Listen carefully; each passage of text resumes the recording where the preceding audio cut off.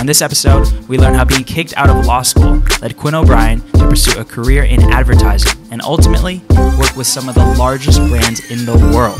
Today, he serves as the Vice President of Global Branding at Lenovo, where he and his team manage all aspects of Lenovo branding, from strategy to execution.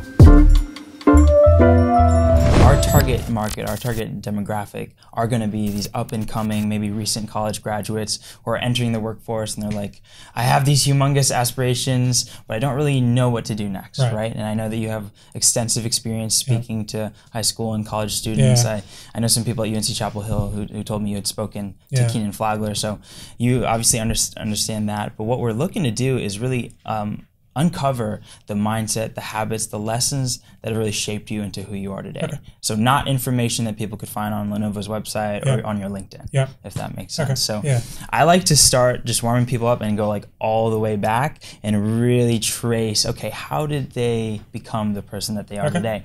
So maybe if you wouldn't mind starting, just telling me a little bit about your childhood, where you grew up, and those more formative years. So I was born in Canada. My parents, it's interesting. My dad had traveled all over the world. He played semi-professional rugby. So he's Australian and he traveled all around the world. Met my mom in England, who had grown up in a coal mining town and had never really left that town.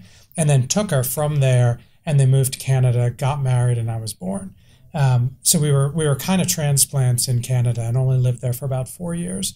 Moved from there to the U.S. So I moved when I was 4. And settled down in Philadelphia. My dad worked always for big companies, and he was an engineer, and then got in and became a corporate executive. So that was kind of and my mom worked from home. And so that was kind of my role model view there, was this idea of my dad went to work, and didn't really know what he did, but seemed happy, traveled a lot, and generally was providing well for the family. And that was about the consciousness level I had kind of most of my childhood. And my mom was home every day and so took care of a lot of the relationship that I had going to school, all of that sort of stuff. So it didn't really shape me at all at that point. And I got I got a lot fewer cues from my parents on where to go career-wise, and a lot more just from the world around me, particularly entertainment. So I watched a lot of TV, and I looked at a lot of role models on TV, which sounds ridiculously stupid as I say it, but it's like Arnie, I think it's reality. Yeah. So I watched a lot of LA Law, and saw this guy on LA Law who is, I fully acknowledge, is a fictional character, but I looked at him and said, I want to be like him. And it was a super surface reason. I mean, he drove a nice car, dated lovely women, and just generally seemed to love his job as a corporate lawyer. What age was that? That was probably 12 to 14, that kind of range. So formative years, and it carried on. It was carried on all the way through high school. And if you asked me in high school, I wanted to be a corporate lawyer. And I wouldn't tell a lot of people why, because I realized how stupid it sounded. But that was the depth of why. And then I got into college, and I had to actually pick a major and pick a path. And so naturally, I went pre-law. And my parents always said to me, like, you might want to hedge that a little bit, because they knew why I wanted to go into law. And I think they were always a bit hands-off, so they never dove in to say, that's stupid, like, grow up, you should, like, pick a real interest. But when I did go to college, they said, don't just be pre-law. So I was pre-law with a history minor. And when I went through college, I got to, I think it was sophomore year, pre-law classes. And one of my professors, it was his last year teaching. And he said at the start of class, I'm going to make it my mission this semester to weed out those of you who are in law for the wrong reason, because I'm tired of seeing lawyers go through the system and just be miserable at the end of it. And it was great, because at the start I was like, those poor schmucks who are going to get weeded out. And it's more room for me to thrive and faster on my path to becoming Arnie Becker. And I got weeded in like the first week, because he had one-on-one sessions and asked, and I was like, you know what, I'm going to be honest. Here's why, because I want to make a lot of money. I want to drive a nice car. I want to do this. I want to do that. And he was just shocked. Really? And really went in depth with me. It was like a immediate therapy session where it was basically like, look, that's cute that's your reason, but let me give you the reality of where you are. You're an average student at an average school, and so you're not going to get into a top tier law school. So you're going to be at a mid to low tier law school. You're not going to get on law review because you're. And he sort of went down this whole path that, by the end of it, painted me into a basement of a law firm for 10 plus years, working for someone I didn't like, doing horrible work. And I was like, I just panicked. No Porsche. No Porsche in the foreseeable future. No. So I literally panicked. I mean, I had a kind of a meltdown and went to my parents and said, I don't know what to do. I mean, I can't go into law because this guy sort of shone a bright light on reality for me. What do I do? And my dad kind of stepped in, and he was at Xerox at the time, and he said, let me introduce you to the people I work with. And so he introduced me to the full range of people. I mean, accounting, not law, IT, marketing, etc. And I was like, nah. And then I met the woman who was running marketing for Xerox, and I was like, I like that. Like, this feels like it was the kind of conversation I was interested in. Everything else was very technical, very engineering based, or very technology based.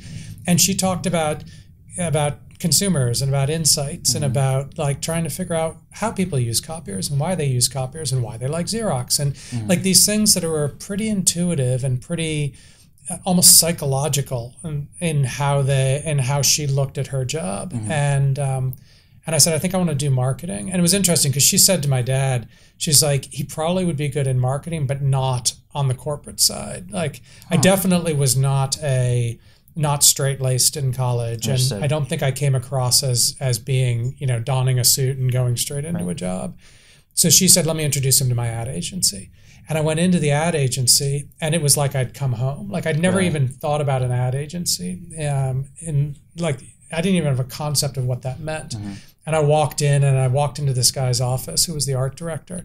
And it was a dark guy in a dark office. He was smoking. And I'm not advocating smoking, but he was smoking. He was listening to music, and he just talked to me about just all the aesthetic angles of his job, like how he thinks about color and lighting and casting and all around why that's right for Xerox. And it was just intriguing that this guy who looks like he should be in a punk rock band is actually making a gainful living doing something that seemed really cool. And I was like, I want to do that. And so I went back to the school, and it was a little hard to extract myself from the pre-law program. I couldn't get out of history. So I basically graduated ultimately as a history major. Learned almost nothing about history. Like, it was just I happened to have that as a minor. It got pushed up. And then wrote a letter. This was back in the letter writing days. I was trying to get a job, so I wrote a letter to the guy who ran the biggest ad agency in Boston, where I was going to school. And it was a really, in hindsight, a really precocious letter. I basically was, and this is a guy who's a legend on the Boston advertising scene. And I just said, because he had gone to my same college, and I said, Jack, and no one called him Jack, but Jack. And the gist of it was, you went to BC, I went to BC, I want to work in advertising, you run an ad agency, we should talk. Like, and it was like, that was just the college student spirit there of the world is flat, everyone's equal. And so, hey, Jack and I have some connections, I'm going to reach out to him. And amazingly, I got a call from his HR person who runs the whole agency saying, come in, Jack.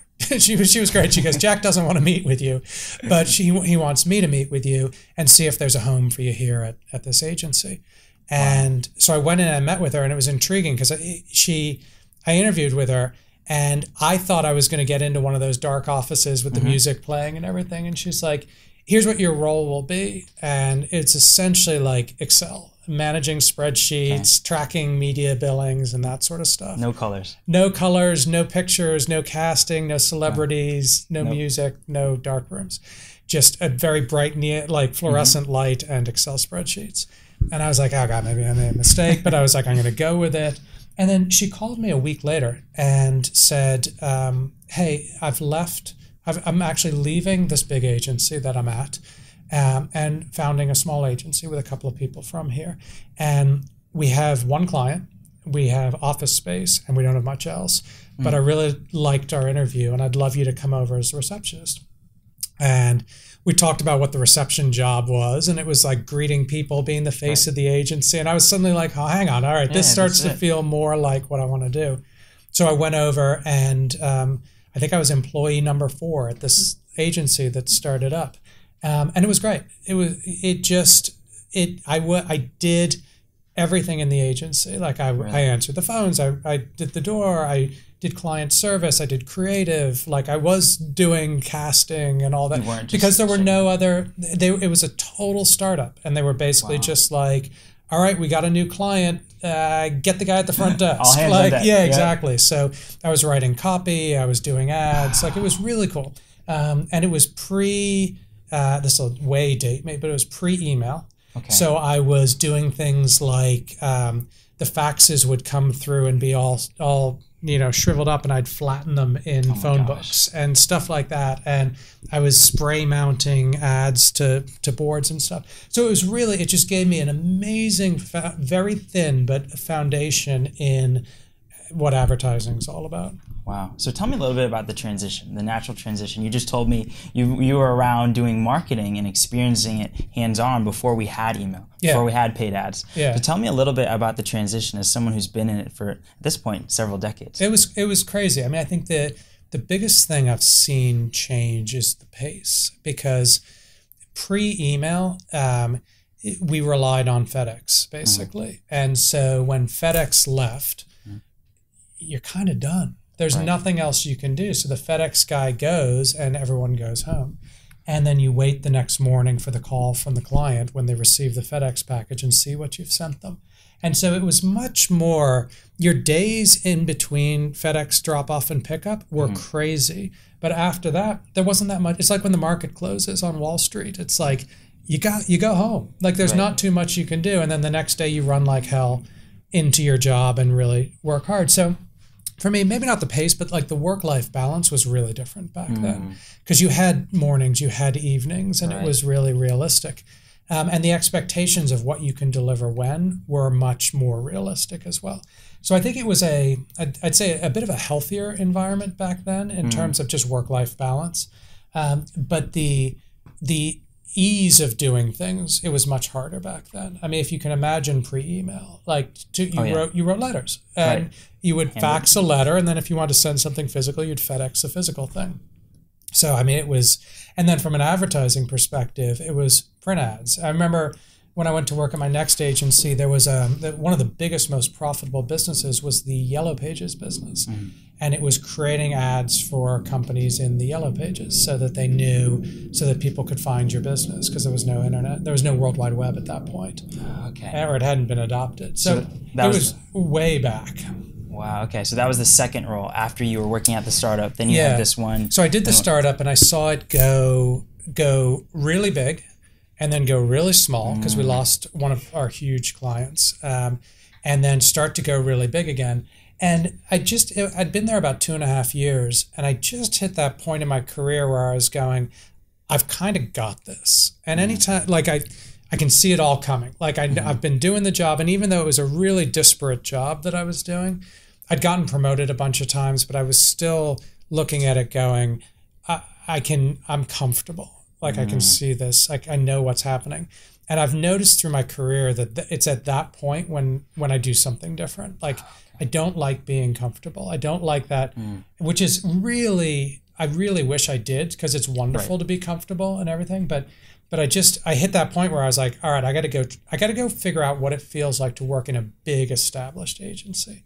And so I left the startup and went to one of the biggest agencies in Boston, and worked on the biggest account. At that time, it was Volkswagen, and it was just an amazing time frame. They had brilliant cars. We had brilliant clients. We had a great creative team, and we were doing the advertising that everyone in the U.S. was talking about. Where anytime there was best advertising awards, we won all the awards. So it was that moment where you were going, God, this was a good move. Like I went from a really cool startup environment onto kind of the A team who are doing really great work. And I didn't have a big role in it, but I was kind of watching it all happen and learned at that point. I think I learned in the first job how to start something up. And I wasn't running it, obviously, but just what that feels like to work in that entrepreneurial startup environment. And then this one, that second job, I learned what it felt like to really operate at the highest level, like to really understand how you do stuff exceptionally well, and what it feels like when you're right at the peak of something and really everything's clicking and you're doing it really as well as it can possibly be done. So tell me about the contrast between the two. You're working at the bottom, you're building things up, you're bootstrapping, building it up from the ground up, and then you're working from the top down, right? You're building an established organization. Tell me about the different feelings. So the first one is incredibly exciting. I mean, it's like, and I always say it's a young person. That startup environment is a young person's sport. Like that is, because it's 24 hours a day. Even though I said it's balanced, you still lay in bed worrying about it every night, and it is really intense and it's diverse. You're doing such a wide range of things. In the bigger job I went to, it was much more organized, and it was much more. You knew exactly what your day was going to be like. Your role was clearly defined. Like it was great in the sense that I'll give you a contrast. So the downside to that first job is single guy going out to a bar. They'd say, meet a girl, and she would say, "Where do you work?" And you say, "I work at Pamet River Partners," and she'd be like, "I don't even know it." And then it's like 5 minutes to explain what that is and everything. The second job, same scenario. You say, "I work at Arnold on Volkswagen," and it's a very different conversation. And so I got that sense of, there's even though the first job no one had heard of it, it was wonderfully exciting. Like it was thrilling. Every day was really exciting. The second job, much more prestige of both agency and client, and a good role, just not that exciting. I mean, I realized that the shiny object isn't that shiny once you kind of get into it, and that if I had it to do again, I would have done both of them. But I think that I probably, let me put it differently. The advice I give to people is, if you're choosing between your first job out, big, staid, prestigious firm in whatever industry you're in, or scrappy startup no one's ever heard of, 100% of the time go with a scrappy startup, because you'll get experience there that you'll never get. You'll get it in 6 months, and that it would take you years to get it in the bigger firm. But switch at some point. Like wait till that point where you start to go, either I'm starting to burn out or I'm starting to get this, and then switch to the big firm, because then you bring in not only a set of skills that no one there has that's really differentiated, but you also bring in a work ethic that you don't realize you have until you take an entrepreneur's work ethic and go into a big firm and realize that your mind at least is working twice as fast as everyone else's. And that gives you such an advantage as you go in, I think. So take the startup. Dive head first. Yeah, without question. Take the startup, and the only thing you got to worry about in the startup is who do you work for. And it's really about making sure that I always say worry less about the startup itself and what the product is or what the business model is. You're not probably unless you're incredibly lucky, going in, you're probably not going to make a fortune off your first role in a startup. So worry most about who you work for, the person who you're actually going to report to on a daily basis. And it sounds kind of trivial, but at the end of the day, it's like being at war when you're in there. I mean, it is. You're all day in a bunker with these people trying to claw your way up as a business, make payroll, do all that sort of stuff. And the person you work for really has a huge influence on whether you have, really good days or really bad days. And so really get into a startup, but really focus on who's that person. Can you learn from them? Will they take care of you?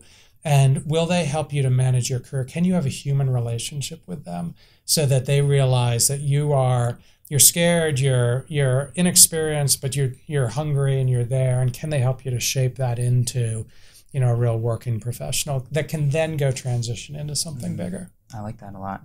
As a piggyback off of that question, are there any pieces of really bad advice that you see being thrown around a lot towards students or newly aspiring entrepreneurs that you see thrown around a lot that you disagree with entirely? I'll give you the marketing guy's perspective. So this would be a very different answer if I was in investment banking, for example.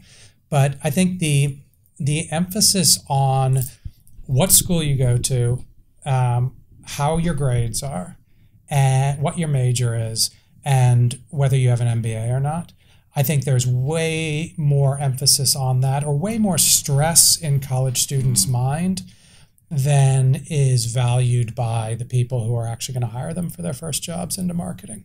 Now, there are certain companies out there like a P&G or a Unilever who really look for marketers with an MBA or with very specific experience. The vast majority of firms that hire people out of college, and I would go so far as to say 100% of ad agencies, don't really care what your degree was, what your GPA was, what school you went to, whether you have an MBA. They're looking for really smart, really thoughtful, scrappy people who they feel that they can throw into a really challenging environment and they will immediately rise to the surface and start swimming. Like that, I think that's what they care most about. So to be honest, we look for, when we're recruiting out of college, when I was on the agency side or on the client side, we're looking for more interesting majors. I recruit from psych majors, anthropology majors, history majors, not because I was one, but they really have an interesting perspective on the world and culture and how things get shaped in the world. And so you look for people who have that mindset in college. I'm not looking as much for marketing majors or advertising majors. And then you look for people who are really interesting and do stuff outside of school that gives you a line of sight into the type of person that they might be when they come in, and what type of you're looking for those intangible skills that they're bringing, the EQ, the interpersonal skills, the ability to problem solve, the scrappiness. You don't necessarily want the book smarts, you want the street smarts, that sort of thing. And again, it depends a little bit on who's recruiting, but I think at marketing as a whole, we look for just really smart, intuitive, EQ heavy people to come in at the ground level who are comfortable just being thrown into whatever life gives them. Gotcha. So what do you wish you had known at 21 that you now know? Not to worry about any of that stuff. Like, I really did. I spent so much time worrying about, did I go to the right school? Because I had some choices of different schools, and I really thought I was screwed because of that history major, and the whole pre-law thing would tarnish me, and my grades weren't that good, and all of this stuff. And at the end of the day, if I hadn't been kind of ridiculously cocky enough to send that letter to that guy, and then had a really good interview with the HR lead who happened to think I was someone who might be good as a receptionist in a crazy startup environment, I never would have gone the way I went. So I think if I wish I'd had the perspective to know that so much of what I did, it's hard to say it doesn't matter, because that trivializes. I'm not trivializing college or education or anything like that.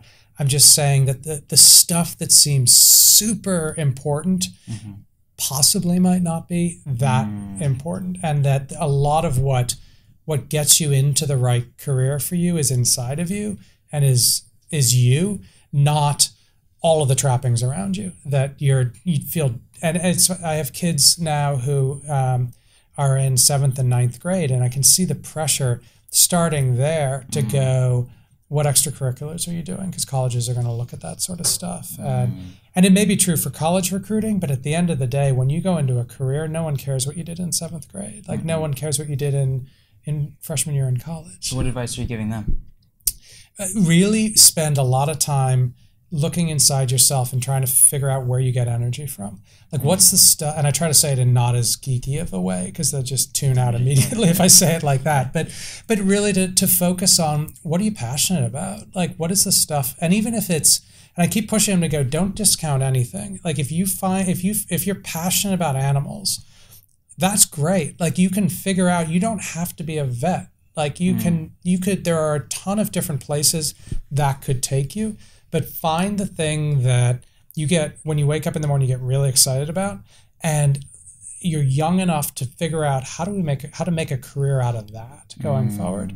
And I tell them the story, like, you know, I almost left it too late. I hit that panic phase midway through college where I had to be very compressed about figuring out what do I care about.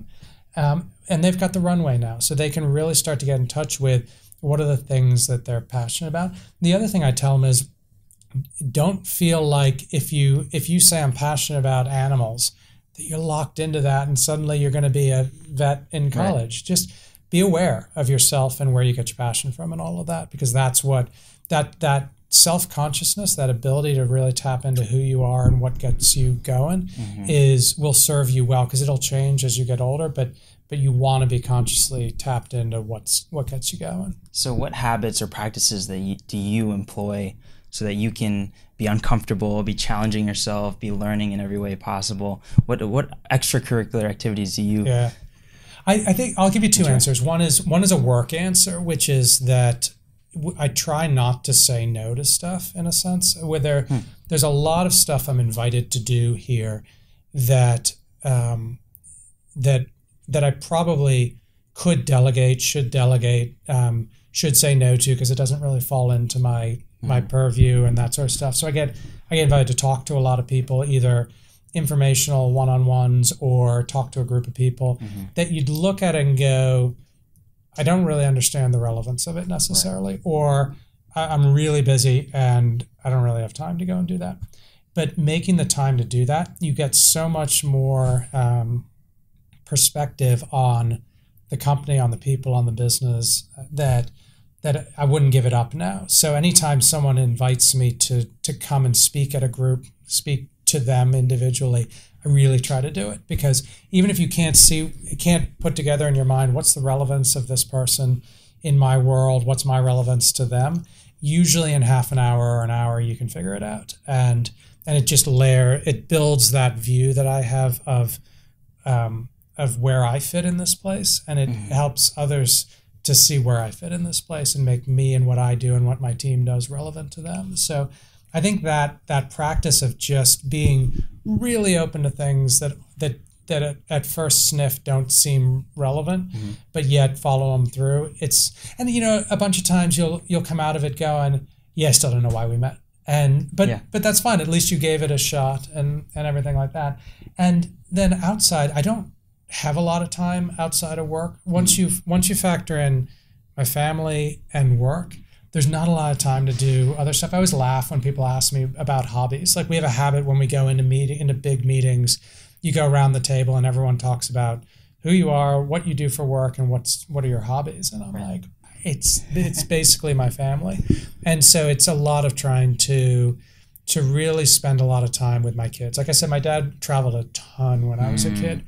So it's trying to figure out how do I really get connected with my girls and spend time with them, and then also how do I have conversations with them that are really like meaningful, that aren't just, hey, I'm checking in, but like really try to get to know them as growing adults, as kids who are coming up and have a really smart point of view on the world. And it helps me a lot in this job, because we spend a lot of time going out and talking to younger audiences about our products and about our brand. And that perspective that I get from, even though my girls aren't at the stage where they're going out and buying PCs and smartphones and someday servers, but that just seeing the world through their eyes helps me to just stay real about how things are out there. We have an annual kickoff where we get all the employees together. And so I think at the time we had about 4,000 people here that we got together in PNC Arena. And a lot of great speeches, a lot of executives standing up talking about the future of the company. And then there's always a close. And we always call it the Saturday Night Live close. Like, we want this raucous, everyone runs on stage, things are happening, crazy shit, like unexpected. And it was right around the time when there was I forgot where it was, but at the Super Bowl halftime show, there was this whole thing around Left Shark, where Left Shark had been out there. The other shark was dancing perfectly, and Left Shark looked like he was kind of drunk. Yep. And so I said, you know what, we should have a Left Shark. And my boss was like, brilliant. And I became Left Shark. And so at kickoff, where I'm supposed to be kind of sitting in the audience, you know, applaud, golf clap, I'm on stage dressed in a giant felt shark costume, dancing with the CEO, you know, attempting to do the drunk Left Shark dance. And it again, I'm going through my mind going, incredibly bad move, like not positioning myself as key senior executive within the company. But at the end of the day, you sort of look at it and go, it just seemed fun and seemed like the right thing to do. So I've steadily captured those moments of potential disaster survived and are trying to catalog. So how can new business owners or aspiring executives, how can they walk that line between fun and, hey, I want to be a professional, I still want to be responsible and respectable? How can they balance that? I think it's a good question. I think you see too many people who take themselves too seriously. And there's a very clear, firm line to say, you got to take the job seriously, you've got to take the business seriously. But you don't have to take yourself that seriously. And I think what you realize as you get up to a higher level within a company is that the teams below you who are just starting out, if you have a dialogue going in your head going, must be senior executive, they can smell that dialogue and hear that dialogue so clearly that, and it just puts them off. No one wants to work for someone who's in their head going, must be serious. They want to work for people who are human and real. It doesn't have to be fun and funny. It's just real. And so I think you've got to, anytime you feel like as you're coming up the ranks, anytime you feel like you're getting your head into that space of going, must act a certain way, bring yourself back to must be professional and must be serious about my role and my job, but must also be myself. Like, particularly in a company where we've got 50,000 people, there are a lot of serious executives.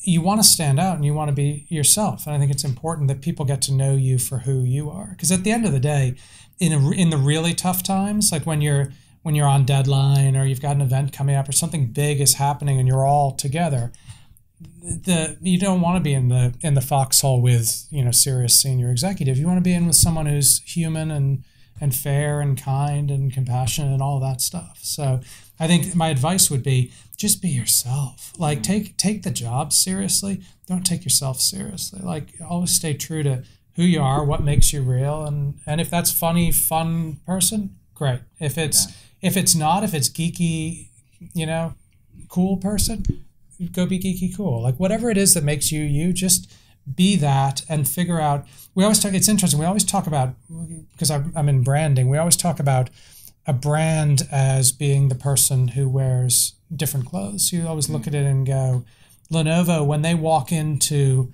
a boardroom, is the same person as Lenovo when they walk into a bar. You're dressed differently, you act differently. I mean, you've got different composure to you, but at the end of the day, you're the same person. You've got the same sense of humor, the same set of values. You're just wearing different clothes, and you're just, you know, holding yourself slightly differently. And I think we should look at ourselves the same way of going, like, it starts with you and who you are at your core. And you may be wearing a suit, you may be dressed like this, but at the end of the day, be you. And people will respect that a lot more than they will acting like someone else. Even if you're dressed in a shark Even if you're dressed in a shark suit. There's a line to that, probably not dressed in a shark suit, I think. I had this last one, which was actually last week. We went out and we were in Vancouver and we were doing a big team building exercise, and it was actually really well done. I mean, it was up on a mountain, and they did a whole series of events that we formed into teams, and I was in our CEO's team. So pressure to perform well in the event and basically win. So that was important. And one of the events was lumberjack. And we originally were going to do axe throwing, but that was deemed too dangerous. So we decided to do log rolling. And who knew, but I'm apparently incredibly good. So I won the log rolling. Wow. And the prize for winning the log rolling was you dress like a lumberjack and in full fake beard, red shirt, giant boots, and then take a picture with your team. So you're the lead lumberjack and everyone's there. So I have a picture coming of me with my arm around the CEO, with him dressed perfectly respectfully like a CEO at a team building, and me dressed like a ridiculous lumberjack with a hat. Hopefully he knows what you really look like. He was laughing, so that was good. I think that was a good sign. But perfect, awesome. Well, that's good. I mean, we've gotten a lot of content here. I guess cool. What would you say to if you could synthesize your message, what you want viewers of this show to walk away with? Let's say a 21-year-old just graduated. What do you want them to walk away with? Something even better. We can have let's see. So Tristan's our intern. Okay. Normally doesn't come along. He's starting out in our sales. So it is actually really cool everything you were talking about initially because I'm sitting here looking at Tristan like. Perfect. So I'd love for Tristan to sit down on camera and maybe ask one question that I'm sure he's been sitting here thinking of some stuff. Seat, man. He is now. So I'd love for Tristan to maybe get some spotlight and ask you a question on his mind. Whatever you want. Okay. And then I have one question. It's all fair game. Right. You gotta hold the mic. Yeah. So I just want to ask, like, why Lenovo, right? Why did I come to Lenovo? Yeah. It's, it's interesting. One of the things, I've worked on a lot of different clients, mainly on the advertising side. So I worked on soap, I worked on mayonnaise, I worked on cars, cameras, a bunch of different things. And technology was the first time that I got really excited about what I was working on. And there were two reasons. One was it was really complicated. And I liked the fact that, I think you look at the people who do soap marketing well, and they do it exceptionally well, because at the end of the day, it's a bar of soap and it doesn't change really. And there's only so much you can do. So to come out and do, or candy bars or something like that, whole different skill set. When I look at technology, you have to understand the stuff. And I came up actually on doing IBM's advertising. So this was incredibly complex software that you had to really understand and then boil it down to something really simple. And then the other thing about tech is that it is right on the front page of everything that's happening. So we're playing a lot in AI and artificial augmented reality, all those areas and smart home. And you go, that's what people are talking about. And that's what's in not only the New York Times tech section, that's on the front page of the New York Times, is how AI is changing our world and our robots taking jobs and Tesla and all these things. So for me, when I was looking at, all right, I'm going to come out of the fun world of advertising and move over to the more serious client side, I knew I wanted to stay in technology because it was just intriguing and relevant. And then I'd worked on Lenovo on the advertising side, and to be honest, I loved the people. Like, they were my clients when I was on the advertising side, and I got the opportunity to come over here, and it happened to be right down the street from my house. So there were all those things. It was tech, it was people I liked, and it was local, which was wonderful. So it kind of came together well, but I think it was the kind of the category first that got me interested in it and got me going on it. That's why I always tell people, try to get that. Like, a lot of people it may not be relevant for, but if you do, it's probably a once in a lifetime thing. It's worth it. And you're perfectly timed coming out of college, because it's much harder when you have a family and you're a little bit older there's a lot more at risk there if you're betting it all on a startup. If you're coming right out of college and you're betting it all on a startup, and I can say this with perspective, if it doesn't work out in 6 months, you're going to go get another job and you'll be fine. Right, yeah. But just the experience, you can't miss out on that. Right. Yeah, it's really worth it. I'm curious as to how you define branding and how Lenovo defines branding. If there's a continuity across that, or if there's kind of a variance between how you define, branding for a startup versus branding at the scale of a company like Lenovo. It's a good question. There's a couple of questions in there. I think branding's changed a lot in the last probably 10 years. Branding used to be, we come up with an image for the brand, and we then push that out to consumers in advertising. And it was pretty much a one-way push. We're going to tell you as a consumer what to think about us, and then we're going to hope that you then go and are incented to buy our product. And with the rise of social media and AI and the internet and everything else that's happening in the world today, it's beyond a two-way conversation. It's almost like you're living intimately with your consumers. So there's no longer this really controlled kind of marketing plan that you can put into place. It's all about how do you listen to your customers, literally listen to, social listening and other types of real-time listening to them, not in a creepy way, but in a very regulated, good, normal way. And then how do you react to them? And what that requires from a branding perspective is, again, having a brand image that's very true to your DNA as a company, because it was easier back then when it was a very controlled brand to customer push to act a bit and to go, all right, this is the brand image we're going to create in the world and this is what we're going to push out. Today, it happens so fast and there's so many people around your company who have interactions with customers, you can't ask them all to act in a certain way. They are who they are. And so we spend a lot of time in branding looking at the DNA of who we are as a company and trying to uncover that and push back on people within the company who say we need to be cooler or we need to be hipper or we need to be this or that, and go, we are who we are. Like, we're a company of engineers where, we can maybe get to geeky cool, but probably not that far. We're not Apple. I mean, we're not these other brands that have a different DNA and have a different composition. So how do we uncover exactly who we are and what makes us different? And then just kind of let that be, codify it a bit, but let people in the company, employees who deal with customers, be themselves and just represent the company the way they want to. So I think it's changed a lot where it's much more fluid, and that's required us to be much less prescriptive about how we define the brand and much more just kind of going, this is who we are, let's open it up to the world and hope they like it. So I think that's changed. The different startups versus large enterprise, there is a real difference there. So like I was saying before, startups are incredibly purpose-driven from the foundation of it. So the founder inevitably comes up with that concept almost like they're selling a movie where they go, we're not a hotel chain, we're Airbnb, and we're about, belonging and creating these belonging experiences. So most startups are founded with this very clear purpose in mind, and that's the brand, essentially. That is, you build the entire brand around that purpose. Most big organizations like this that have been around for a long time that are that aren't built around a purpose from the ground up, it's a lot harder, because trying to get into that softer, more emotional side of why do Lenovo employees wake up in the morning?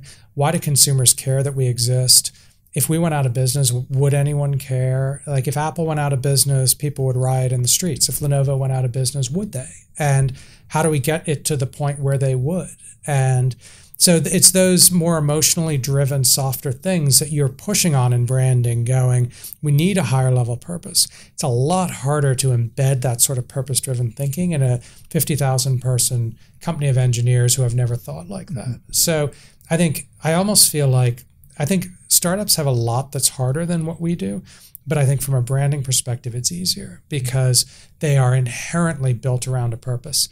And that purpose is the DNA of the company, is the vision of the company. And it's I won't say it's easy, but it's easier to build your brand around that than what we've got here. Absolutely. Yeah, that makes a lot of sense, because when I think what comes to mind for me is when I think of startup, I think, if we wanted to go and change our brand today, it's a matter of, we'll get on WordPress, change up the website, boom, we're, like you said, we're there. We've now defined it as something different. Whereas how I perceive the challenge for a bigger corporation organization of this size is with these things that are demanded now with social media, it's how do we stay agile in making these changes in real time. We're also more, you look at a lot of startups are pretty one-dimensional. They have one product that they're really trying to bring to market and monetize.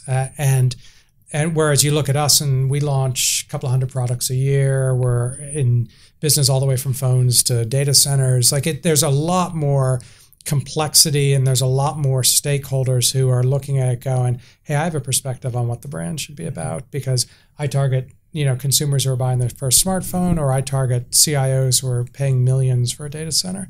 Very different views, and trying to align those into one brand story or one brand purpose without watering it down so much that it doesn't mean anything is what we do. I mean, it's about, we always talk about drawing that red line through everything, but keeping it red and real and making sure that it means something when it comes out the other end. So everything's hard. It's a different set of challenges. Yeah. So out of curiosity, I guess, are there some of the metrics that someone in your, so I guess I'm imagining myself as a viewer of this and looking at your role on paper and saying, okay, well, that sounds sexy and beautiful. Branding, wow, awesome, right? But the reality is that might be very different. What are some of like the metrics and performance indicators that you have to look at a daily basis, or what does that kind of look like as a day in the life? Because obviously, making decisions about what branding means and how it's going to be implemented at a corporation is different, how it's executed. So you ask a really good, relatively deep question, and it's interesting because it's less about the metrics, because today there's so many metrics. We used to look at awareness, consideration, preference. Now we're looking a lot at sentiment, because we're able to measure. We can use AI to go and track how people are talking about the brand around the world. So we're able to know at any given moment in 12 markets, are people more or less positive on Lenovo than they were yesterday? So you can drive yourself insane with that, trying to figure out the drivers of it and everything like that. I think talking about kind of getting back to from a career perspective, the biggest challenge I think in branding and in what I'm in is, how do you demonstrate that you're relevant to the business? And it's a real issue. I mean, it's very easy for people in branding to be seen. They always talk about like the colored pencil people. Like, hey, they just go into their office and they kind of color stuff and worry about color palettes and fonts and type and all that sort of stuff. And there is definitely a whole side of the job that is worried about color palettes and fonts and photography and all those sort of things. And it's really important that you have a consistent image globally. But the question, and where I spend a lot of my time, is how do you tie that? How do you make that relevant in a conversation with someone where their stress is, how do I close my number for the quarter? How do I balance out my P&L and drive more profit? How do I keep the business growing? They're very real business issues that drive the stock price.